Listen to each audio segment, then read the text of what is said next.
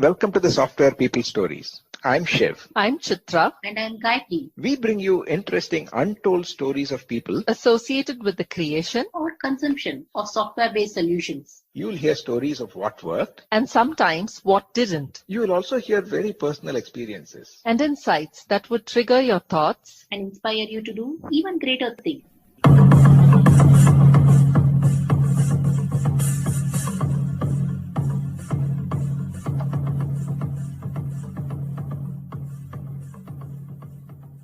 Before we jump into today's conversation, a special thanks to PM Power Consulting for encouraging and supporting this show right from the start.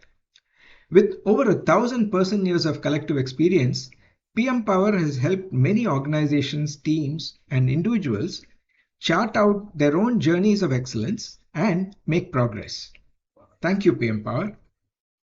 Now, let's move to today's episode. In today's conversation, I am talking to Raj Sankavaram, also known as Rajshri Kidambi, and she's sharing her journey starting as an engineer in electronics and communication and going in a dependent visa to US and building her career and starting as a independent contractor in the federal government and later becoming a CEO of Radus Software. And she's sharing her examples of how she has stayed true to her strengths of building deep relationships, creating wonderful software, and also the realities of building a business, right? Having filing taxes to legal to hiring to various other things. She also shares how she has had highlights in terms of sharing a dais with the safe creator to also working on a proposal loss. It has been an amazing conversation talking to Raj on her journey of becoming a CEO and what next for her. Listen on. Hi Rajashri, welcome to Software People Stories. So happy to have you here. Hi Gayatri, my pleasure. Thank you for inviting me. Really excited to be here today. I know Rajashri, you know more than 25, 27 years. I want to understand how you started your journey in software. I know you did your college in India and then you migrated to US and you now are the CEO of Radus Software and you've been holding this position for more than 20 years, doing a lot of defense-based projects as well as commercial. So how did it all start? I think I want to start at the very beginning. Yes. Thank you, Gayatri. Excellent question. Like you said, right, finished my college, bachelor's in electronics and telecommunication engineering, got married, and I was one of the H4 candidates who came to United States. At that point, there was a real shortage of software people in US. Obviously, the best, easiest way to get a H1 sponsorship was to switch to, being a programmer. So obviously, that choice was very easy for me. I too decided my first exposure to software was BASIC and Fortran in engineering. Cannot even imagine doing BASIC and Fortran now, and assembly languages. But apart from that, I had very little knowledge of software. So it was a learning period for me. I applied and then luckily got into a programmer job at CACI Federal and CACI Federal. This was almost 30 years ago. Yes, 31 years ago.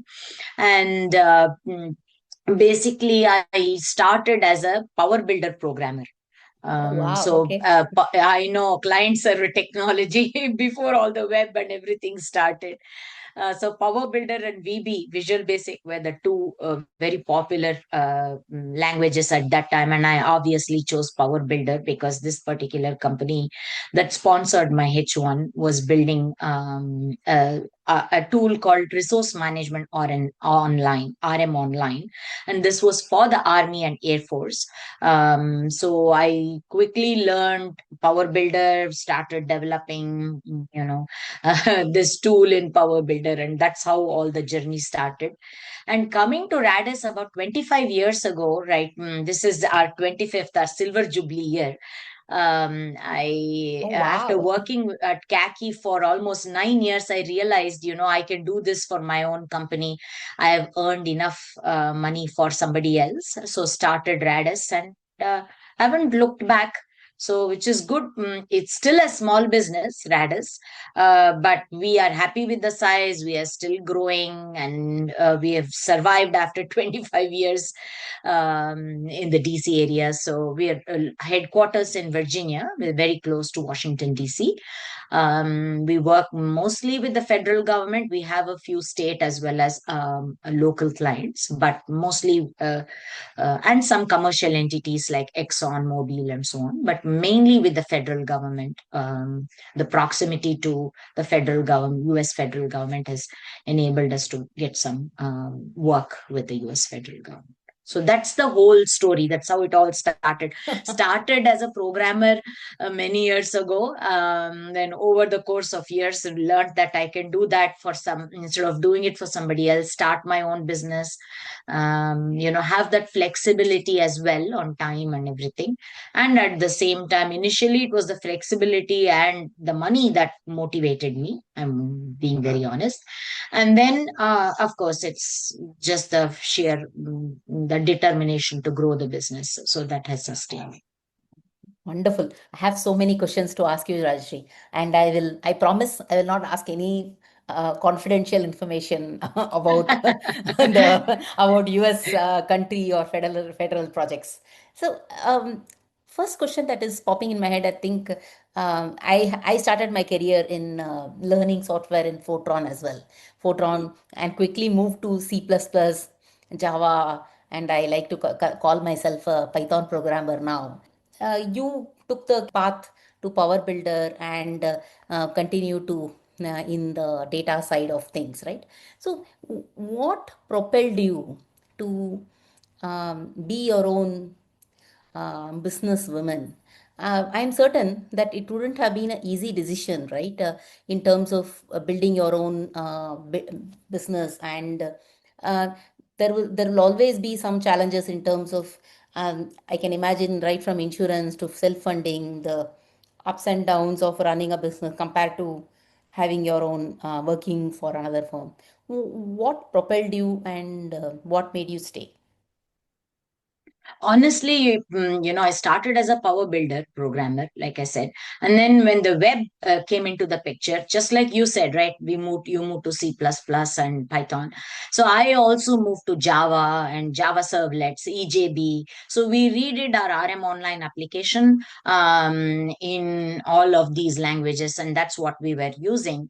And then after working there for 4 or 5 years, one thing I realized is I really enjoyed learning how the business side of it works, right? So talking to the end user community, understanding what the requirements were. So I became the SME for that product. So from being the programmer, I was doing programming as well and leading a small team of 10 to 12 people at CACI Federal. Okay. And then I became like the SME for this RM online tool, and I loved interacting with the users. So what happened was my manager, who saw that, made me the SME. He would take me along with him for all the demos. So the way Air Force works is, US Air Force is like very top down. Once the headquarters decides something, every subordinate command has to follow the same thing. But army is its own entity. So every major army command, every subordinate command was its own entity. So you could not sell a software at the top headquarters and assume that everybody would trickle down and use it. So he would take me to every subordinate command and army major command to demo because I knew the technical part of it and I understood the business as well. So it was easy for him. And I started realizing that I enjoyed doing that. First, I was hesitant, right? Because language was the biggest barrier to me. Honestly, I grew up studying Kannada. I was studying in Kannada-medium medium. So when I came to US, the language was the first barrier for me. Having studied in Kannada-medium, exposed to only speaking in Kannada, the transition from speaking to Kannada to English was a little bit of a challenge for me when I came first, right? Although after high school, my language of studying was English, it was still I was not very comfortable in conversing in English, right? And the So I accent was also, right? hesitant. Accent also Yeah, in the accent US too. might have been Exactly. hard. Yeah. Exactly. So when I initially thought, I was thinking that, okay, technically I'm good. So let me stick to the technical side. But then when I started talking to them, I realized I'm okay. I can handle the business side of it. And I enjoyed doing that. And being the SME, I would go everywhere. And then I started realizing I can do this. I can talk to people, understand. And then I realized that I was able to sell the software. Lot of places that my manager took me to, I was able to convince them to switch from their traditional Excel spreadsheets to moving towards RM online, right? So that then I realized, okay, I have the marketing ability to agree. I was not doing it individually. I had that CACI Federal umbrella, right? Obviously, there was a name associated with it. But I realized that I can do the sales marketing part of it as well. And that gave me a little bit of comfort that, okay, language is not a barrier. I can do marketing. And then came the most important part, which helped me decide. I was pulled into doing the contracting piece. So after staying 7 years with CACI Federal, they pulled me into writing proposals. So that's when I realized the rate at which they were putting me down, because I had undergrad and a grad degree, which is master's degree, and I had several certifications, right? You normally do Sun Certified Java, all that stuff that you are familiar with. Similarly, as we moved from Power Builder to Code Fusion to Java to servlets, I had also a bunch of technical certifications under my belt. So they would bill me at a different rate. Obviously, my salary was X, but they would bill me at maybe 4 or 5 times that amount of money to the government, right? US federal government. So that's when that motivated me. I am doing all the work, right? Helping them sell their software. And I'm also doing the technical part of it and helping them write the proposals. But yet, right, I don't see that salary, right?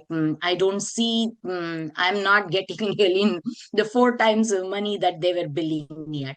So that was a motivating factor. And at the same time, personally also I had a change. I had twins in my life. So obviously there was a shift in my priorities. I wanted to stay a little bit at home. I wanted to have, because I was traveling everywhere, especially US Air Force headquarters, the command that we were working with, AFMA, was in San Antonio. So I used to travel a lot to San Antonio. And since my twins were just a year and a half old, it was difficult for me to do that too. So that's when I said, okay, let's start a company and learn how to. My husband was still working, so I said, okay, let me see how set it up and do that for a few years while my kids are still young, and that way I don't have to travel, plus I learn how to do the things, and then once they start going to school, I can always try to do more. So that was the deciding factor for me, seeing how much money they were billing me at and how much money I was actually making, plus the fact that I was working a lot and yet traveling a lot and yet not making enough money, and also the fact that my twins needed me more than the amount of time I used to spend, like close to 13-14 hours. And even when I'm at home and with my kids, there would be calls like typically any other women who's who's working and who has a career, right? They all face that. And I felt that focusing on my twins is the most important thing. So we started a business. There's not a whole lot of things going on, setting it up with the IRS, setting it up with Virginia, which was the state at which I live, setting it up in Fairfax County, the county I lived. So all of the paperwork, I was doing all the accounting part of it, setting up the business, learning a lot of things, which was totally new to me. So that is what, that is the triggering point was the money and also the personal change. Wow. This is, I think it's very honest opinion. In my professor, Balachandran is my professor, late professor. He passed away he's from Kellogg Management. I think he often says one of the first things that you have to ask yourself is what is propelling you towards, and as long as you're honest and you want to try it. I think you also had a push factor as well as a pull factor in terms of higher money as well as, more quality of life with your, children, right? I think, see, like any woman who comes on my on the podcast, as well as women whom I interact with, often they say their career ladder doesn't go straight. It often goes horizontal for some time, then it goes up, and then horizontal for some time, it goes up. I think that is very, very important, and nobody teaches us this in college, right? And not even our own professors. They don't teach us. I wonder why they don't teach us this part of the patience game. Yeah, and it's different for different people, right? So it's not the same thing that works for everyone. I've seen people who can manage both kids as well as a career. I personally could not. So that's why I said I have to take a pause, focus on my family, because my husband was also traveling. So it became like a lot of finger pointing. You need to stay at home. You need to stay at home. So I made a conscious choice to stay at home for at least for the first couple of years with my kids, learn how to start a business. And luckily for us, we got a subcontract, and then it was not looking back. So I was just doing their timesheet. It was a different kind of career shift, right? From managing a product, marketing a product, managing a team. Then suddenly I started wearing different caps. There was one cap that I would wear several caps, that of an accountant, that of billing, right, invoicing the customer, doing all kinds of things. But it was a different learning experience. But looking back, I'm very happy I did it. Yeah. I have no regrets. And I think running a small business in the early 2000s might have been more rewarding from a growth perspective in US, particularly the software. Even today, if you think about it, the business is booming. Um, if you recall, Indian government, if you think about it, most of it, except for maybe the voting database and Indian Railways, everything else was not digitized at all. I remember I was so impressed in 98 when I went to get my driver's license. It was digital, and in another 4 hours I was given it, and then it was also trackable.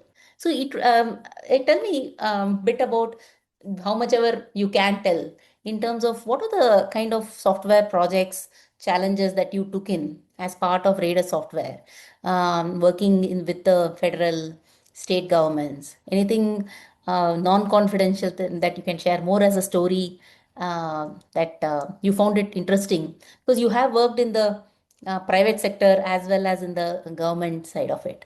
I did work in the private sector, started with CACI Federal, but again, the customer there, I was a contractor for the Okay. US Army and Air Force. So I've never really worked for a Google or an Amazon or any of that. Okay. With the proximity or towards the federal government or whatever it is, or my destiny, right? I've always worked for the government. So my exposure has only been either with the federal, right, like the DoD sector, or with the civilian, like GSA. I've worked with GSA, which is General Services Administration, or I've also worked with FAA, Federal Aviation Administration, all of which has been either the DoD, which is Department of Defense, or with the civilian part of the government, which is like FAA or GSA and NNSA. Again, all of that has been strictly with the government.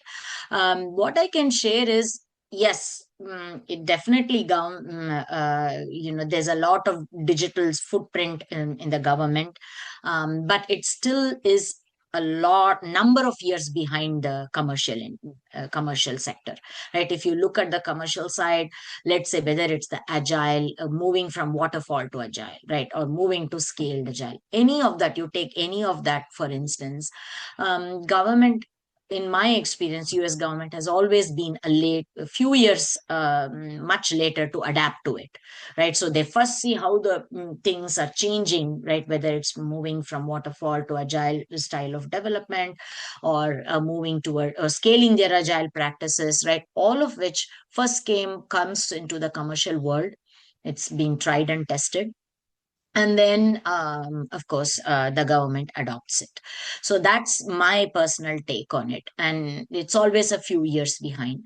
The couple of things I can share, especially on the civilian side, is we worked on data governance. At GSA, what we did, Radus was part of a team. We were not the only one, but we were part of a team that did there's something called SAM.gov that brought in a lot of applications. Government was using several different tools in order to put out proposals, right? And that's how they get the industry to respond to all these proposals.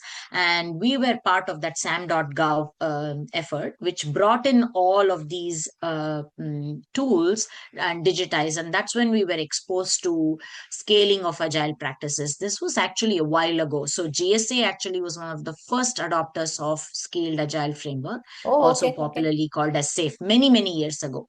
I obviously am contradicting what I just said, that government is always a few years behind when compared to commercial entities.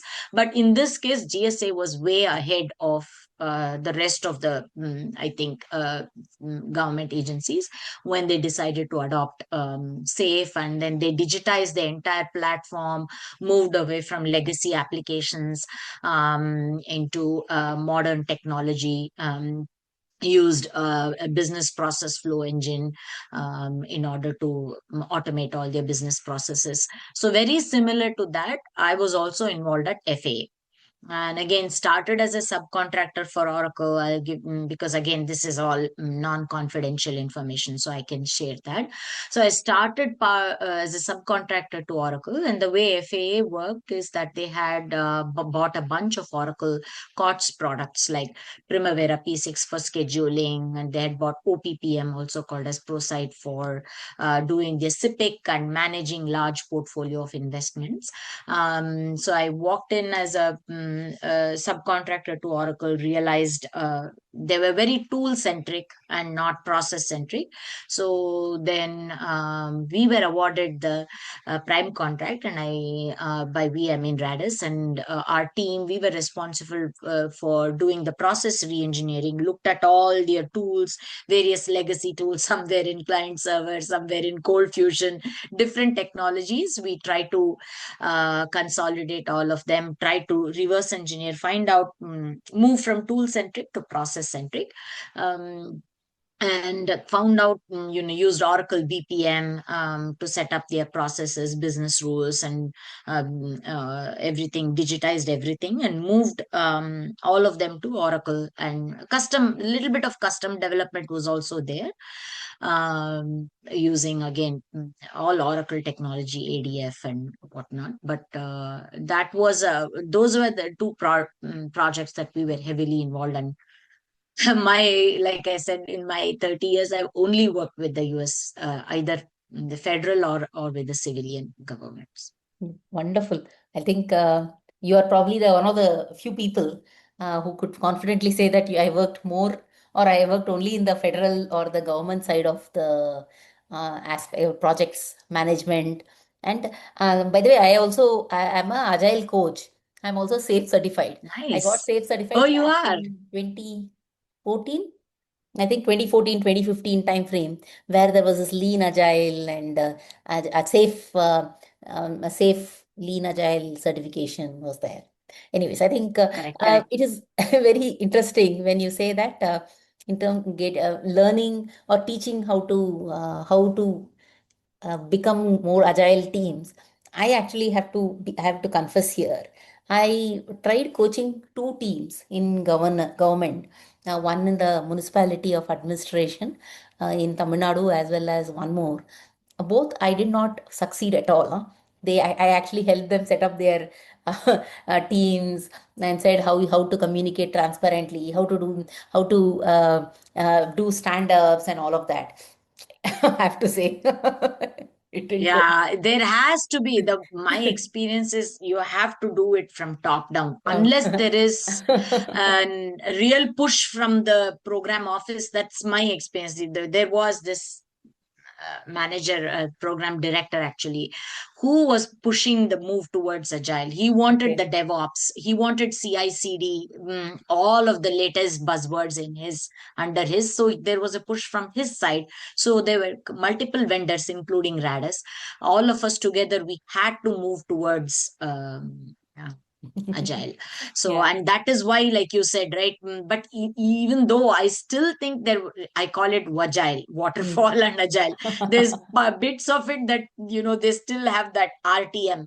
I still need to have, and even though we had our own backlog and we used to prioritize the backlog and um, pull things from the backlog, based on the prioritized list, we would pull it into our iterations. There was still that old habit of the RTM, maintaining an RTM, looking at the RTM, and then saying, okay, these requirements have been met. That was still there, even though we moved away from the RTM to stories and backlogs. That mindset was still there. It's hard, like you said, to train unless there is a direct involvement from the top. I think it's hard to make the transition from the waterfall style of thinking to agile. It was. And it is even more, it's actually, at least if they understand waterfall, it's easier to do. Then it's a more of a command and control model. It gets even more fragile. I used to call this not your agile. That's funny. So it is Fragile. very interesting when you say that some of the hard-won projects in Radus Software has been through conglomerates working with multiple software companies going in as a team, right? One of the anecdotally, I want to hear what you thought about working in the government side of things in software. How you interacted and worked with other software providers as well as I mean, I'm sure even in US also government will all work through tender, working in large documented scoped projects. How did you manage working with other providers and working with scope in an agile environment? I'm very curious to understand. Yeah, that's a great question. Just like you said, tenders, right? We call it proposals here. And the proposal is not written in an agile manner. That was the challenge in all government contracts, right? So it still goes with the PWS that exactly tells you, what is needed at a high level, right? The requirements. So those requirements are not written in an agile manner. It still caters to the old way of doing waterfall approach. So you have a set of requirements, and then you respond to that, to the government, saying, yes, I can do this, right? Whether it is product development, project management, data governance, whatever it is, right? Strategic planning, whatever it is that we are responding to. So we would just write to that particular thing and we get awarded, right? So now we are part of the team. Let's say, for example, Radus is doing the project management. Some other team could be doing testing. Another vendor team could be doing application development, right? All of us together are building a product for the government, right? This product or service could be, for example, allowing all US citizens access their data, right? Maybe healthcare data or whatever it is, right? So let's assume that we are together, Radus plus vendor A plus vendor B. The three of us, we are doing project management. Vendor A is doing application development. Vendor B is doing IVNV testing, right? So we three together form the core team. Along with that is the government team. Government will have their own employees as well, right? So they are also working with us, giving us the direction, because everything at the end of the day, the product owner is always the government. We cannot be the product owner, because they have to make sure that the requirements, whatever we build to the product, meets their requirements and is acceptable for the user community. right? So then we work hand in hand. Obviously there will be some competition, right, between vendor A, vendor B, and Radus, right? It's not like we are all kumbaya and working together in harmony. That never happens. There will be some friendly competition, but at the same time we have to work for the better, bigger cause, which is, we are all here to do our job, and we'll do our job to the best ability and keep our customer happy. So as a small business, that was what our goal. And obviously there will be frictions. I'm not lying when I say, oh, we all worked so very well together. No, that's not going to happen. There will be friction. There will be obviously competition, friendly or unfriendly, and we have to resolve those issues, because ultimately we want to make our customer happy and make sure that we deliver, because there's something called CPARS rating, and every vendor works towards that, because that ensures that whenever the government awards you a new contract, they go to the CPARS database, check what kind of rating the government has given you based on your work that you have delivered. So that's why we all work towards the CPARS rating, where we want to make sure that we deliver properly, we are there, we are always responsive, and we work cohesively as a team. So we have to resolve our differences and make sure we are keeping a government customer happy. Otherwise there's always the risk of not getting awarded the next follow-on contract. So that is the challenge we have. It's not an ideal environment. It'll be great if there's no competition and we win all the parts of, application development, testing, everything. There are cases where we have done that too. But in large projects, you have multiple vendors. You have IBMs, you have Accentures of the world doing various things, and we are also one part of. We get one sleeve of the big pie, and we try to do the best we can to satisfy a customer. Fantastic. I think just the fact that having some sort of a consortium and building that, working agreement of sorts may not be very completely clean and neat, but at least having that sort of agreement must have been the hardest thing to build, right? At least the initial Yeah. period of a trust building, or I know you are having worked in 20 years. I think you can say that moment Rajashri walks in, people know who you are, and it's sort of your ability to deliver will precede you. But at the early days, it would have been much harder to build that sort of a thing, right? Absolutely. That is so true. So we began as subcontractors, right? You cannot assume that very first when you start your company, you'll start with prime contracts, right? You start as a subcontractor for the bigs like Accentures and IBMs of the world. And then slowly you build your database where you have some past performances that you can talk to. And that's how you'll then slowly be able to go after all these proposals or tenders, and use these past performances to win new awards. So that's how.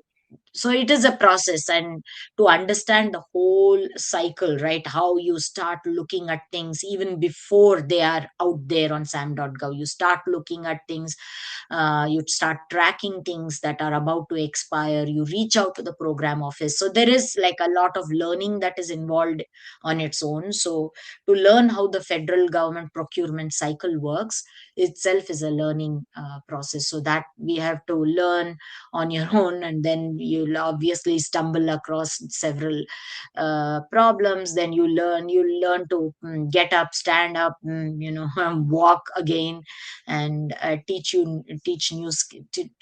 yourself new skills along the way.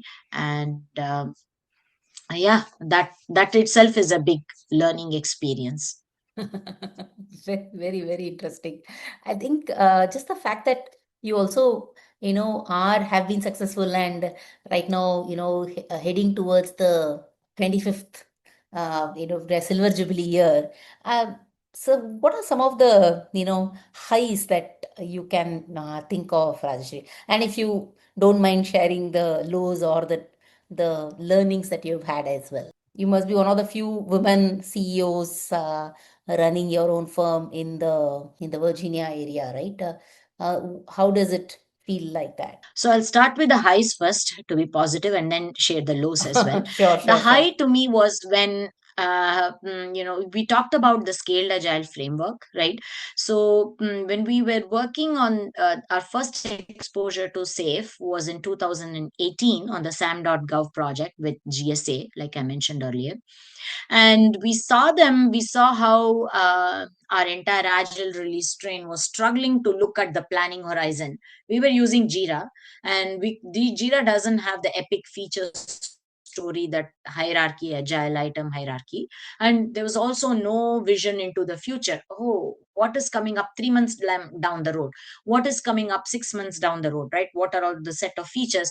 That visibility was not there. So we decided to build a product called Metronome around the scale agile framework that supported all the tenets of the framework end to end. And my high here was when I did a webinar with the creator of Scaled Agile Framework, Dean Leffingwell. And there was this webinar where multiple hundreds and people attended all around the country, or all around the world as well. There were a few people even from Europe and India who joined, and that gave me a high that there is the CEO of SAFE, Dean Leffingwell. He's not just a CEO, he's a thought leader, right? He was one of the creators of the framework, and I'm sharing the same screen space with him, and I'm talking about, as he talks about the various tenets in the framework, I was demoing our software, and he was actually saying, wow, that was nice. And that gave me the fact that I was associated with a thought leader, and somebody as elite as Dean gave me the highs. I feel like to be associated with him in a webinar was definitely a big privilege, is what I consider. And the lows, again, there were several losses, right? When you have a company, there's ups and downs. You lose a project, then obviously that's the lowest point. I talked about one of the projects that we worked on, CWP at FAA. We did not win the recompete due to various reasons, which I do not want to go into. Even though we were very valued at the customer, we have an excellent CPARS rating, we still, our team, right, did not end up winning the recompete. And that to me was the lowest, because I was at FA for almost 9 long years, and I treated CWP as one of my babies, literally spending hours and hours with the process reengineering. And I really had invested a lot of time and was very passionate about this application that we had built. And when I realized that we didn't win it due to various reasons, I was really disillusioned, and very I took it to heart for almost 4 or 5 months. I think I took me I was very upset. And luckily I have my twins too, so I had to, like, come out of, otherwise I would have probably gone into a little bit of depression. But luckily for me, I have my family's support, so that helped me through it. But that was the lowest point, I feel, when you are very invested in something. And that's when I realized you have to take it, it's all a learning experience, right? True. Running your business, you should be passionate about it, obviously, right? If there is no passion, then there's no hard work and there's no rewards. But at the same time, you should not be too attached. And I know that I often go back to Bhagavad Gita, that is like my source for inspiration. And I keep thinking what Krishna Bhagwan tells all of us, how you do your work and don't get attached to the results. It's hard not to not get attached to it, but I kept reading, and that, and in addition to my family, I think going back to Gita, reading it over and over again, helped me through that, the low point. But that to me is the lowest point, where I'd invested a lot of time and effort, almost 9 long years, and we did a phenomenal job in delivering the CWP on time, within budget, and yet we did not win the recompete. That definitely hurt my feelings, I think, Okay. No, no, yeah. to put it Thanks for mildly. sharing, Rajshri. I know it's extremely hard, huh? Particularly when you first is attached, but also you think you're so close and not there yet. I think that hurts. And how much ever people say that don't get emotional, it's not personal, it's professional, all of that, it still hurts. And Yeah, I think what you said is so true in terms of building those support systems, creating that guardrails for ourselves to fall back and build that resilience, if you will. I mean, that's the only thing that you can keep relying on, the resilience part of it. absolutely. So well said. So, being a CEO of Radus Software, and also having so many hats that you're wearing, you participate in proposals, you manage the legal finance part of it, and hiring, as well as you yourself work in many of these projects, right? What is that one role as a CEO that you will not give up, and you feel that that's something that that you have to do, or your stamp is there? I think maintaining that relationship with customers, that Okay. is one thing I really enjoy, because I think relationships is what gives you business, right? Maintaining that good relation. Sometimes, even if you deliver things, you will still not end up winning things. That's what I realized with FAA. So I think building that relationship, maintaining that relationship with the customer, that is something that I will never give up, because at the end of the day, it's the relationships that win you proposals. Yes, you have to deliver after you win, but it's also the relationships that you establish and maintain that is very important, and I would never give up that. Fantastic. I think I know we've been talking for, I can't believe we've been talking for 50 minutes. I want to ask you, uh, 10 years from today, given so much happening in the world of AI, world of data, world of predictive analytics, and so on and so forth, how do you imagine yourself, your role, what Radar Software is doing, and how you think the new world will look like? I know some of my guests talk about 5 years from now, but I will leave it to you to answer. What does future have for you, Rajashri? 10 years from now, I see myself retired. Okay, that's a fair answer. I think I've worked for 30 years. So I think 10 years from now, definitely for Radis, the way I look at it, within the next 3 or 4 years, the way I look at it, I would love to sell my company, sell my product, at least start with, because they're two different entities. We have two Radis. I talked about Radis as a consulting company in the beginning. We also have a software, like I mentioned, Metronome. So the Okay. way I look at it, I want to sell my product, sell my company, right? And perhaps enjoy, do a lot of traveling of the world. That's how I see personally for my company. But for the IT industry in general, yes, today there is, everything has to be about AI, right? There's that AI buzz going on, whether it started with Gen AI, now Agentic AI. Everybody wants AI in everywhere and want to make more money, wants things faster, right? With including myself, Hmm. gone are the days where I would sit and type an email and check the grammar and everything.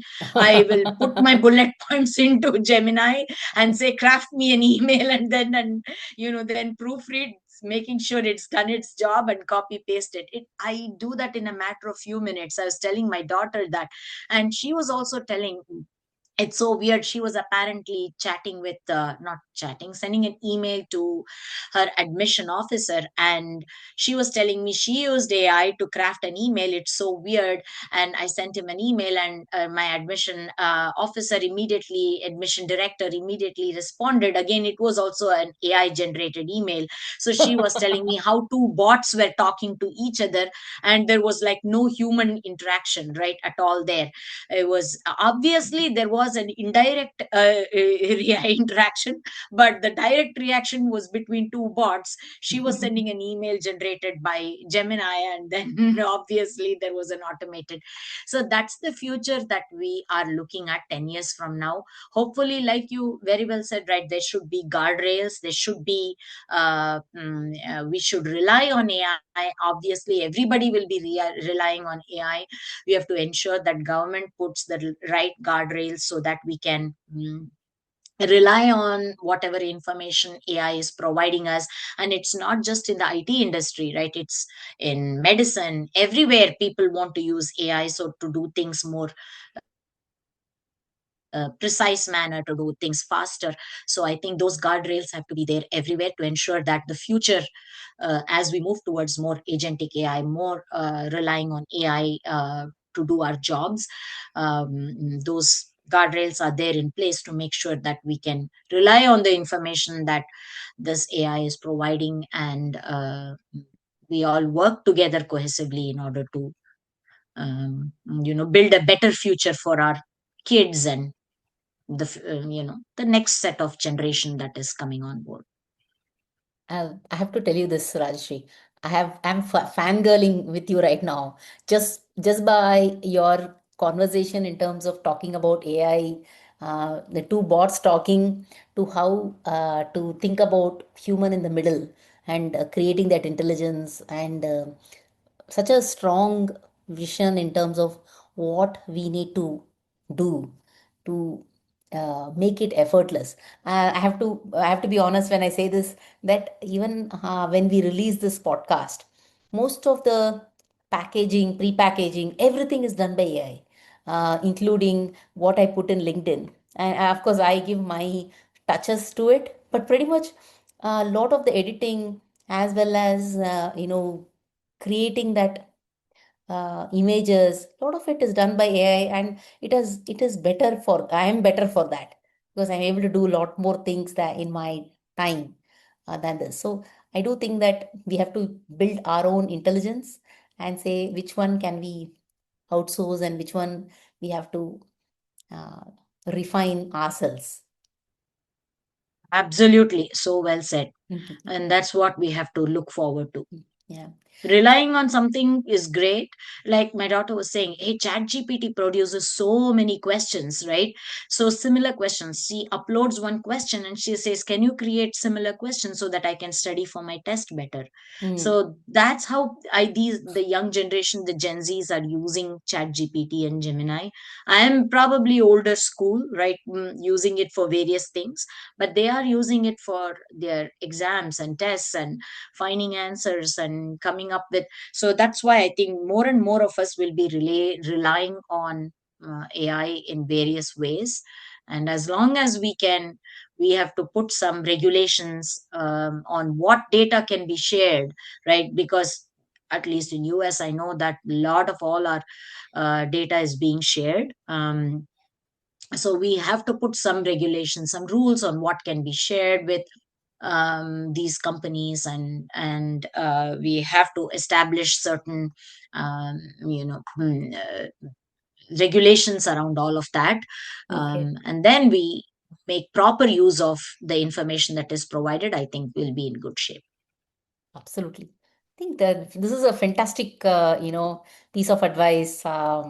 Anything else that you want to share with the listeners, Rajashri, based on uh, what they could, um, the nuggets of wisdom, if you will, if you want to share some things for our listeners?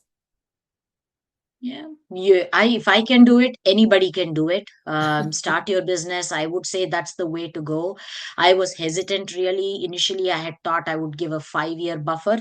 If things did not click, if we were not able to win even one contract, my decision was, it's simple. I'll go back to work again for some company. But here I am after 25 years still ticking. So I think, looking back, I'm very happy with the flexibility that it provided, plus also the fact that I would work with different customers and I owned it, right? Whatever I did, I know I owned it, and that gave me a sense of pride. So an achievement. I know it's harder, like you had said, with insurance and everything. I had to go to Cobra. We were paying month to month on insurance plans, but those are small things that as long as you know that you have the qualifications to find a job, if things don't work out, I think take that risk. Take calculated risks, right? Don't be too risk taking in the sense that don't invest all your money in it, and that kind of a risk I did not take. Obviously there are people who have taken risks, but take calculated risks. Start your company, whether it is start your own company or do what you're passionate about. Take calculated risks and just have fun. I think I have enjoyed this journey, and I'm still enjoying. I don't think of it as a chore. I don't think of it as, oh, Saturday, Sunday, I'm not going to work. I work when I can, and I take breaks when I can, and that's the best part of doing things that you really enjoy. And that's my you only have a short life, so enjoy, be happy. Don't let the downs get you, and always be happy. Excellent. Thank you so much, Rajshri. This has been a phenomenal conversation, and I hope our listeners have enjoyed that too. Rajshri Kidambi, Thank CEO of you. Radus My Software. pleasure, Gayatri. Yeah. Thank you Thank you. so much. My pleasure, Gayatri. And bye, everyone. All right. Bye bye. Thank you.